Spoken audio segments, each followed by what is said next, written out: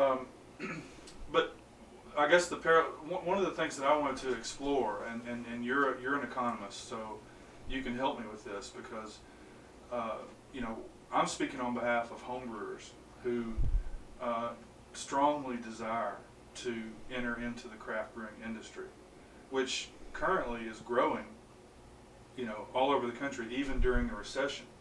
They announced, you know, 2 days ago that we've now officially been in recession since December of 2007, although some people might say earlier.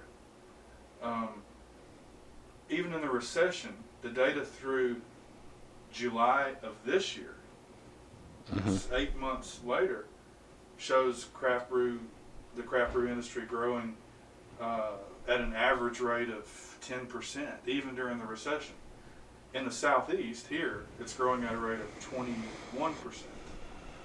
whereas in the Northwest, in places where there's already saturation, it's only growing 5 or 6%. I wanted to get your take about the recovery of the economy and the prospects of a home brewer who wants to start a brewery, okay, a craft brewery. So economic recovery, prospects for success, given what's happening right now. Well, some economists I know consider beer a necessity.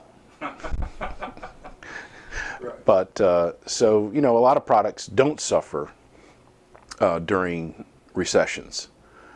Blue jeans, for example, don't tend to suffer, and I think beer is probably a fairly well protected market in the sense that people will do with a lot of things, do without a lot of things, but there are certain things that they would rather keep. And you know, beer is on the price points down the ladder compared to whiskeys and wines and things of that nature. So it has a lot of prospects in that sense.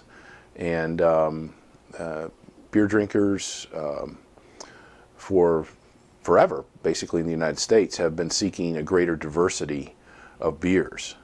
Prior to Prohibition and in the years after World War II, there were still a lot of breweries in the United States. Every town had more than a brewery or two, and so there was a big choice that people could make.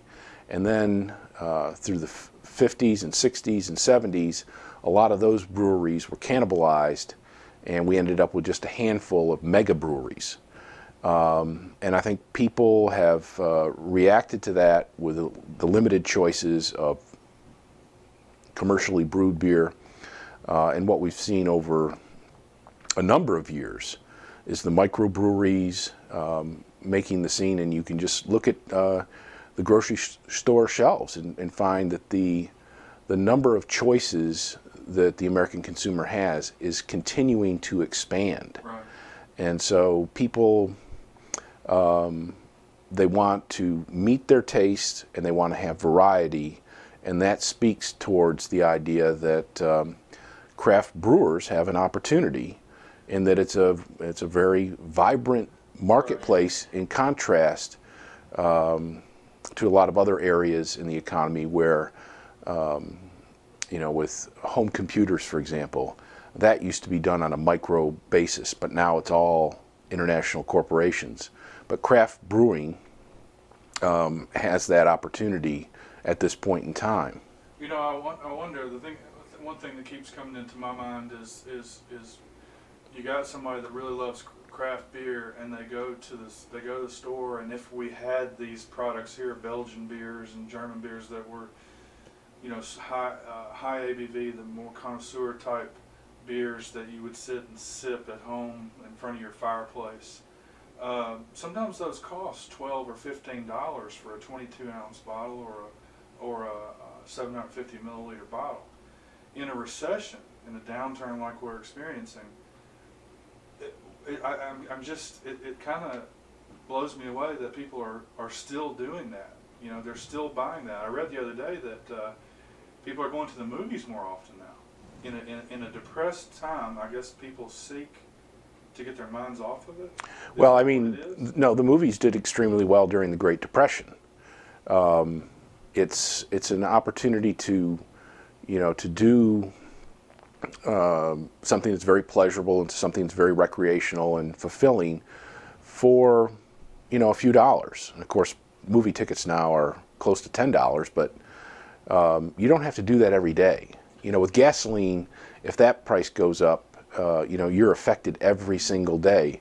But with the movies, you don't have to do it every day. And likewise with the craft beers, you don't have to buy a $10 bottle of beer every day. You can just enjoy that once a week, right. And you can try something else. And there's some health benefits to that as well. Yeah, I mean, beer is a liquid form of food.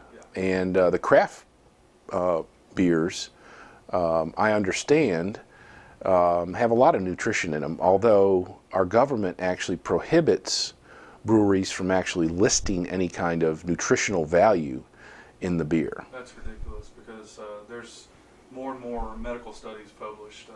Over the last 4 years that I've been paying attention, I've seen them.